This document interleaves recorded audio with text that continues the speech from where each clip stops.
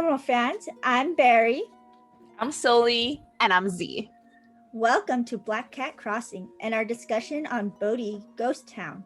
Grab a snack, cuddle up, and prepare to delve into the unknown with us. Before we jump into the curse of Bodhi, we want to introduce ourselves a bit more to all of you. I'm Z and I'm a retail manager. The paranormal has always interested me because of the experiences I have had while growing up. My grandma was a firm believer in the afterlife and spirits, and she shared many of her own experiences with me.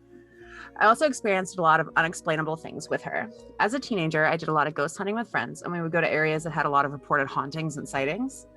Sometimes we found nothing. Other times we would experience things that were strange, scary, and oftentimes both.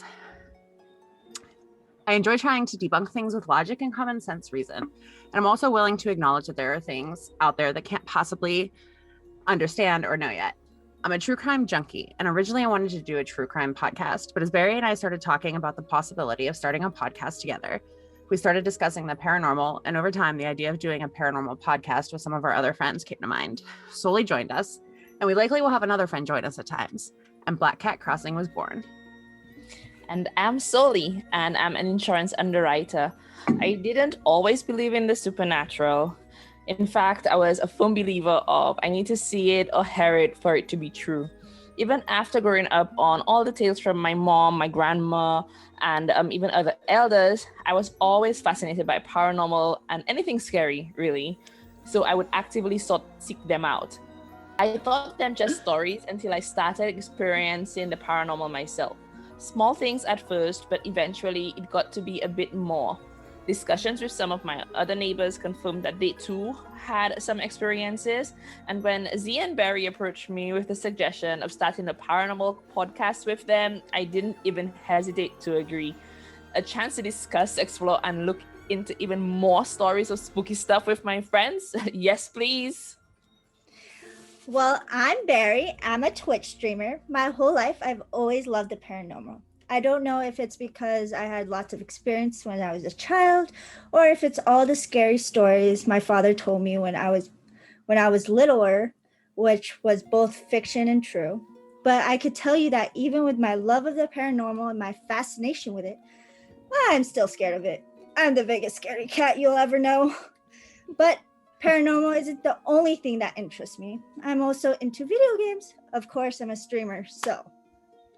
But the one game in particular brought us together. We bond over our love of The Sims 4.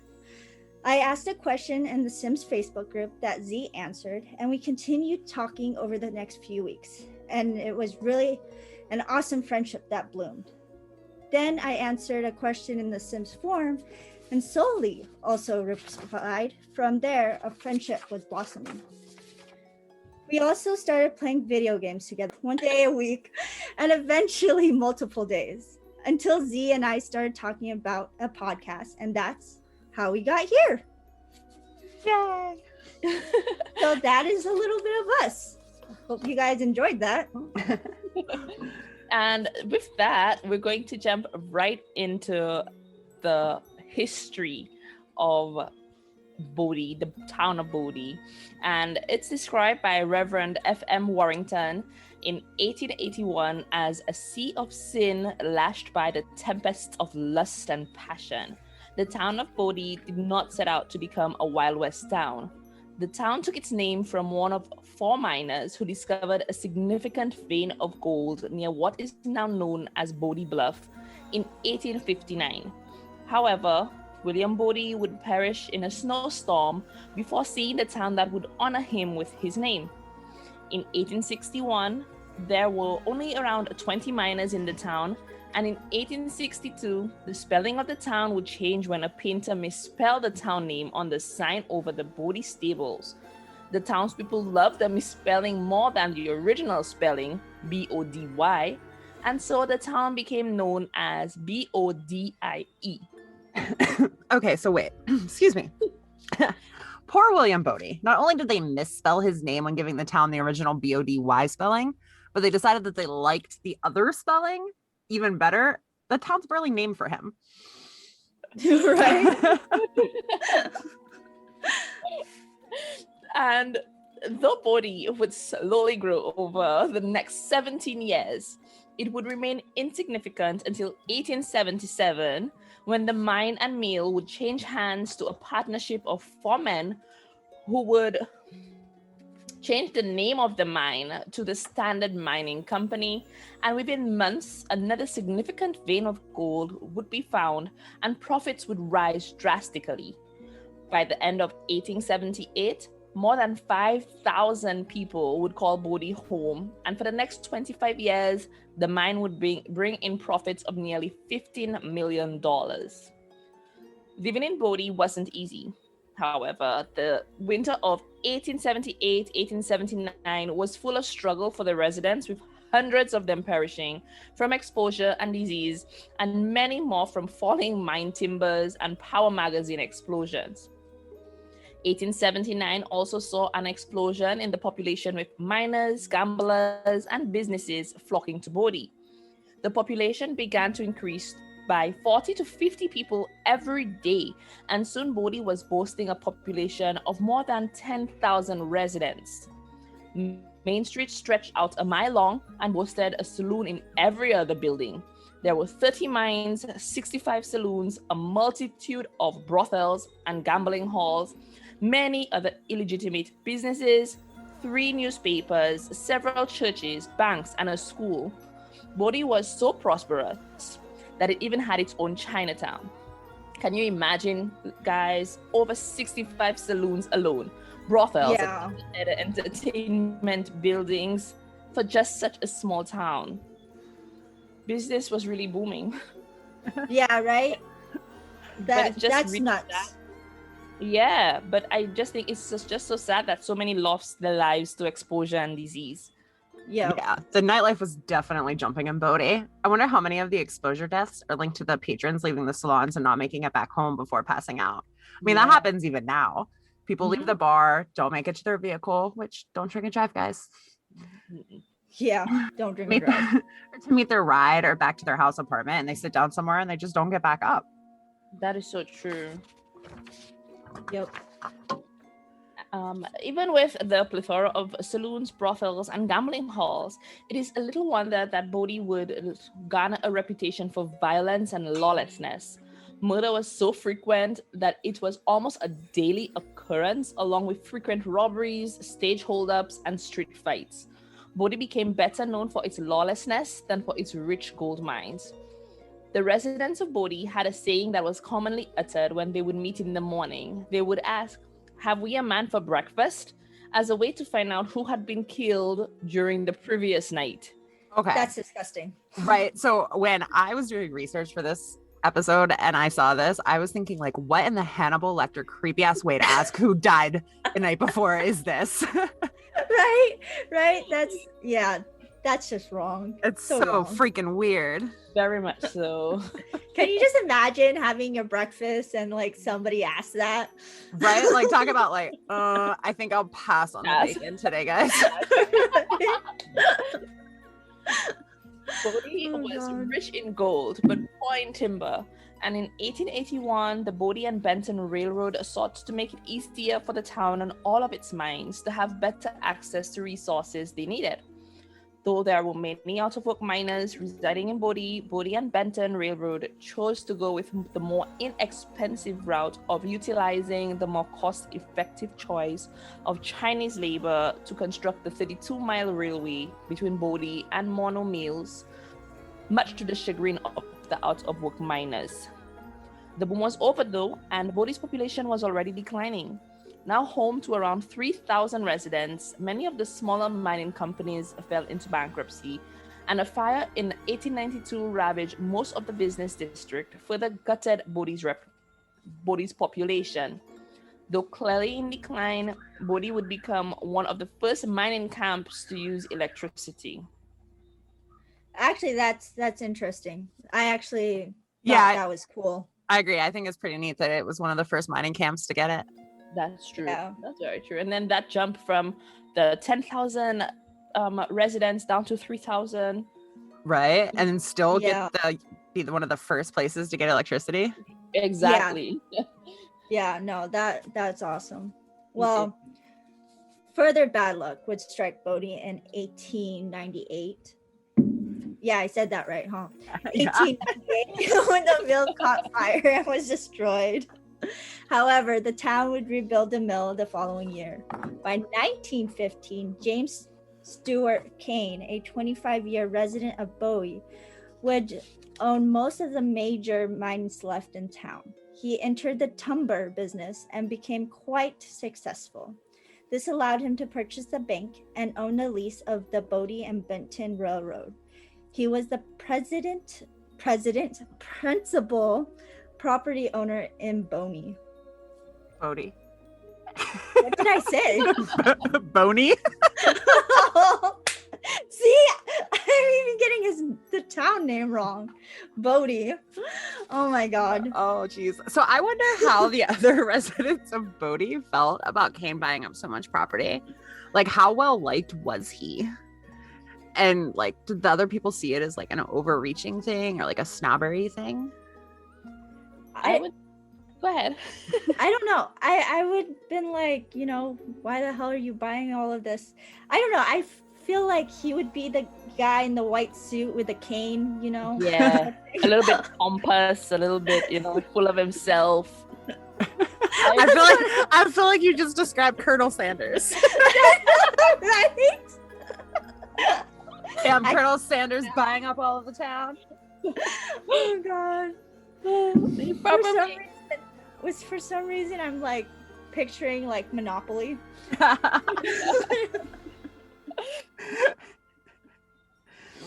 Oh my god. Oh. But we digress.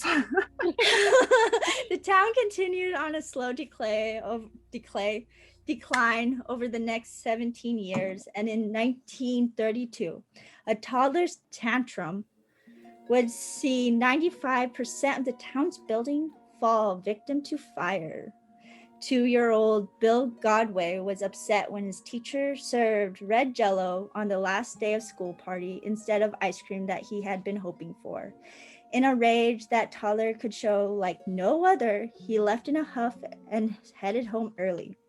Neither of his parents were home when he reached his house, so he found some matches and went out to town.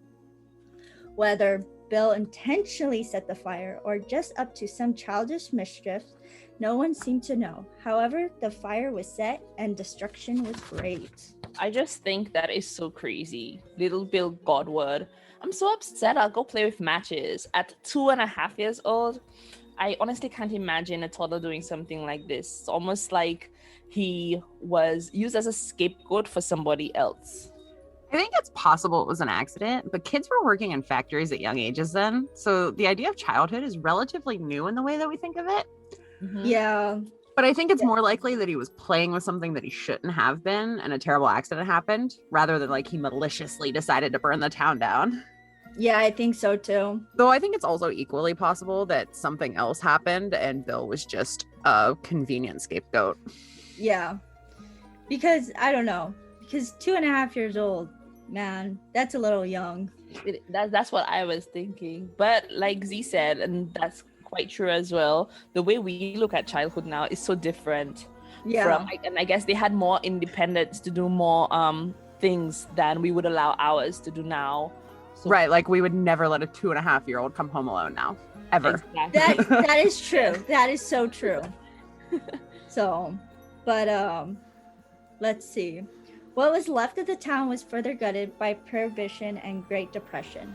There was no new gold strikes, and the profits were coming in were so minor and due only to the use of the cyanide process to extract gold from old tillings. Enjoying what you've heard so far? Be sure you never miss an episode by following us. Thank you for your support. Now back to the show. The end of World War II would also see the end of Bodhi in the last mine, the Lucky Boy, shutting down.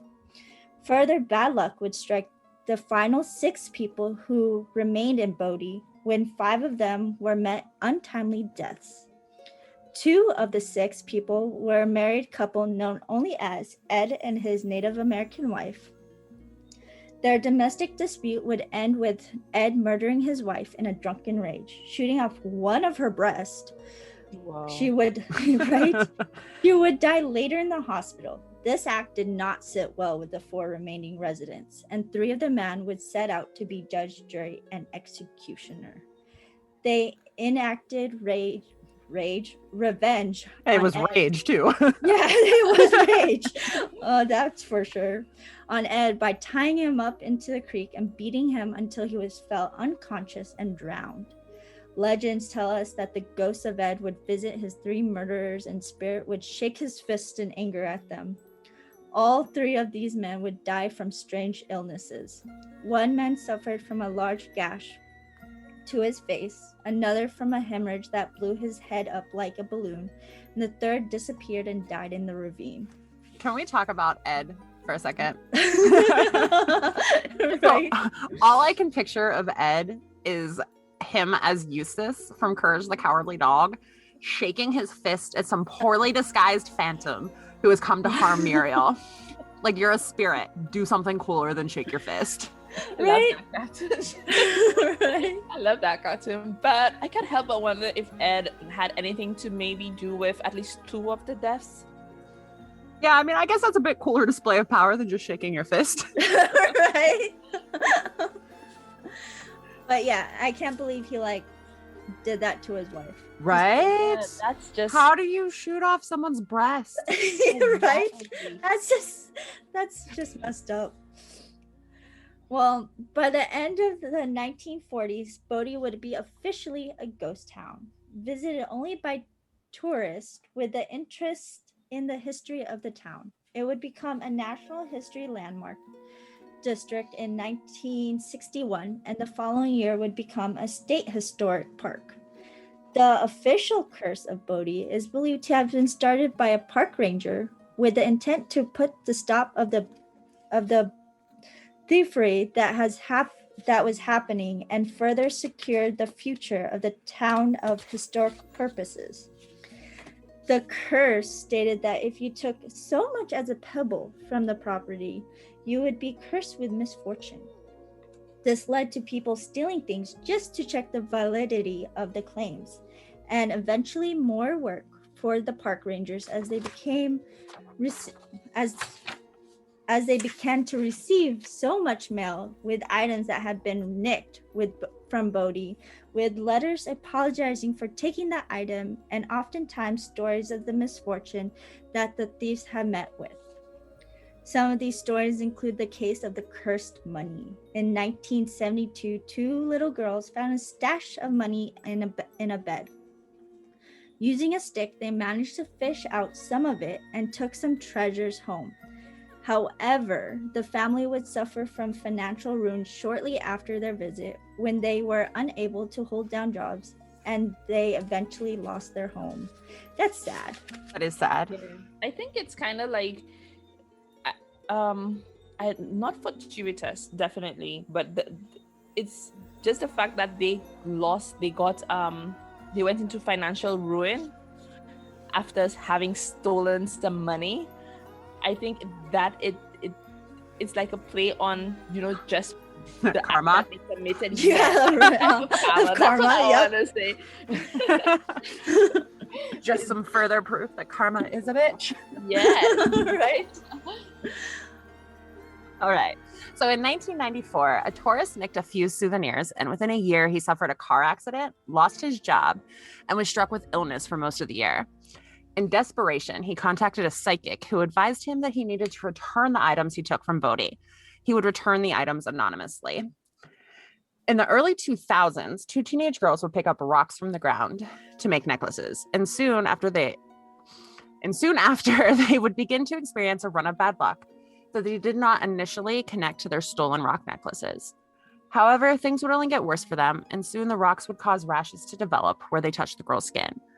One of the girls suffered a sprained ankle while wearing the necklace, and after an earthquake rocked their town, they returned their necklaces to Bodhi.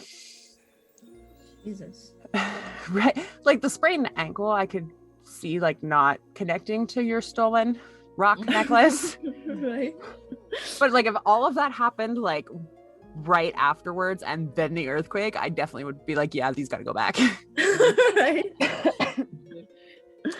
A German man picked up a bottle from Bodhi, and upon his return to Germany, he suffered an accident on the Autobahn. His son took the same bottle to school and suffered an accident on his bicycle. However, a made-up self-fulfilling curse is not the only supernatural story associated with Bodhi. I wonder how many of these people continued to experience misfortune after returning their stolen goods. Like, how many people have taken stuff and experienced nothing that could be linked to the theft of the items? At what point do you accept that bad things happen all of the time and that your misfortune could have and likely would have happened the same way, even if you hadn't taken anything? You can claim just about anything is at fault for bad luck if you really wanted to, like a tail side up penny you picked up off the floor. I agree Right. with you, but I think it's the belief of the bad luck as a result that makes the curse come alive. Definitely. Yeah, Very self-fulfilling agree. prophecy. Indeed. Totally agree. So the J.S. Kane house is said to be the most haunted in the town, most prevalently by the ghost of J.S. Kane's Chinese maid. Based on rumors of her being Mr. Kane's mistress, she lost her job, unable to find work due to the rumor, and plagued with the disgrace which followed. She committed suicide. Legend says that she hates children hates adults but loves children. My bad. Those who have stayed in the house have reported being woken in the middle of the night, feeling as though they are being held down and suffocated, to find her sitting on their chests. Other reports include seeing the maid knitting in the rocking chair, along with the bedroom door, which opens and closes of its own accord, and experiencing extreme fear with no apparent cause. The Mendicini house is home to several friendly ghosts. Mrs. Mendicini is still said to be residing at the home, cooking up delicious smelling Italian food, while party noises and children's laughter can be heard coming from the next room. The Gregory House is a modest wooden home with a small outbuilding that was most likely an outhouse, home to Nathan Gregory and his son Spence. Nathan was a cattle rancher and his son Spence was a mining engineer, and they were two of the last 6 people left in Bodhi. Spence was the last Bodhi resident left and may have been one of the 3 who died mysteriously. The Gregory home is also the home to an elderly woman apparition that has been seen so vividly she appears to be almost in the flesh, contently knitting in her rocking chair. The DeChambeau house is home to a woman who can be seen peering down from an upstairs window. The Bodhi Cemetery is home to the Angel of Bodhi, Evelyn Myers, a 3-year-old girl who was accidentally killed in a freak accident by a miner's pick strike to her head. Her grave is marked by a white marble angel that people have reported seeing her play around. One man who was visiting the cemetery with his young daughter reported that she was giggling and playing with an unseen entity, and many other visitors to the cemetery have reported similar experiences with their own children. The mines in Bodhi are not without their own ghost stories. Park rangers have reported hearing voices and screams from within them, along with the entity of a white mule that died on the job when it suffered a broken back. Not even the animals get away scot-free. Right. Come back. Right. But I think for the most part, most of the ghosts appear to be a bit benevolent. And the Mendocini ghosts and poor little Evelyn make me want to visit just for that experience. For that household, Mendocini household, and the little Evelyn. Right. Oh my Right. gosh. Could you imagine just walking into like a house from the 1800s and nobody living there and it just smelling like delicious Italian food? Yeah. Right? Takes you back in time. It's either Yeah. something really, really good, or it will like completely freak me out. Right. So I agree. I think the only spirit who seems to have anything really negative tied to them is the maid in the J.S. Kane house. And even that seems a bit like sus to me. Like, I think that Yeah. sounds a lot like sleep paralysis. Yeah. So, and maybe the woman in the DeChambeau house, like, I guess it depends on how she peers down from the window. Yeah. Like, is she just looking or is she malevolently peering? Yes. So the Bodhi Ghost House, or the Bodhi hosts Ghost Walk 3 times a year. The 2021 Ghost Walk dates are June 26th, July 31st, and September 4th. Tickets are $40 a person, and the tours run from 6 to 9 p.m. The ghost stories of Bodhi are discussed, and personal experiences are shared along the tour. Masks are required to attend the tour. Unfortunately, all of the dates for 2021 are sold out. So what do you guys think about Bodhi? Would you take anything from there? Hell no. I would. I think I would, just for me to see if anything bad would happen. Right. I think I would risk pocketing a pebble to test the theory. Yeah, just to see. Nope. Nope. I'm good. Only Soleil and I will be able to find out, I guess. I'm not risking it. So I think the town may be haunted. Without experiencing any of it myself, I can't say with any certainty. But I think that it's possible that there are just so many memories there that it's more like a residual haunting, that they're really not aware of anybody being there. Yeah, me too.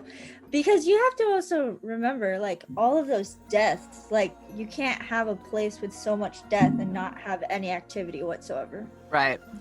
I agree. Yeah, even if it's just the remnants of.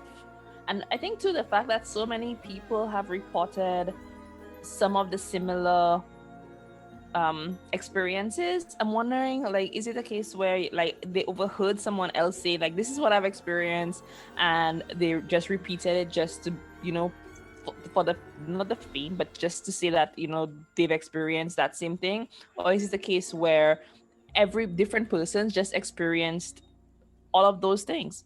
I just think that there may be just a little bit of truth in everything that's going on in Bodhi. I agree. Yeah. I think there's definitely some smoke there. Mm-hmm. Yeah. I would visit. I totally want to visit. Same. Definitely would visit. Definitely would put a pebble in my pocket. All right, guys. So, how about that Conjuring 3 trailer? Oh my goodness. I am excited for it. So am I. I'm so excited for it. I watched as many trailers as I could find, hoping to get just a little glimpse of something more. The whole trailer had me grinning like a loon in anticipation. Is that weird? No, because I was doing the same thing, but also like it gave me the EBGBs. The EBGBs. The heebie-jeebies. I got the same feeling, but honestly, I can't wait for the release of this movie. And I think what is fascinating to me the most is that it's such a different concept from the other two movies, moving away from hauntings and now into demonic possession. And yes. And that's always been something that has interested me. I think even more than just ghost stories, etc. The idea of possession. And what makes this even scarier to me is that it's based off of a true story. And I personally just can't get enough of the Conjuring universe. And from the looks of the Conjuring 3, it certainly won't disappoint. Right. My first reaction was, wow. Like, this looks amazingly scary. And the Warrens led such an interesting life that even if you don't believe anything that they claim to have happened, you have to appreciate their ability to conjure up a good story. That's true. Yeah. I've watched a few documentaries on the Warrens, and listening to Lorraine speak about their experiences is always so enthralling. Mm-hmm. And the scene with the waterbed, talk about creepy. So, oh my God. I love waterbeds, and this makes me never want to have one again. Yeah, nope. Same here. And like that when the face comes up and then like the hands, I'm just like, nope. And then pull you through. That was crazy. And like it's already like pulling you inwards, and then just imagining someone actually pulling you through the waterbed. No, thank you. Right. I'm good. And they're so hard to get out of too. So like, right. I can just picture it in my mind. It would not be good. So Vera Farmiga and Patrick Wilson do such an amazing job playing Lorraine and Ed, and their on-screen chemistry is so phenomenal. Like, oh my God, right? I really cannot wait to watch this on a girls' movie night, but preferably a night when my husband will be home, so I don't have to sleep with the light on like a giant chicken. Right. The last couple of movies I did, I couldn't help myself. I had to sleep with the light on. So I'm anticipating that will definitely be happening for this one as well. Oh, yep. Yeah. I sleep with the lights on. Like, the hubby always has to turn it off. Yeah, no way. I'm even scared of, he's like always downstairs when I go to bed, and I'm like, I'm leaving the lights on. Oh my. All right, guys. Well, Thanks for joining us this week on Black Cat Crossing. We've enjoyed having you here with us while we explore the secrets of the Curse of Bodhi. Be sure to visit our website, www.blackcatcrossing.org, where you can follow the podcast on your favorite streaming app or contact us on our social media platforms. We'll see you again In in the the unknown.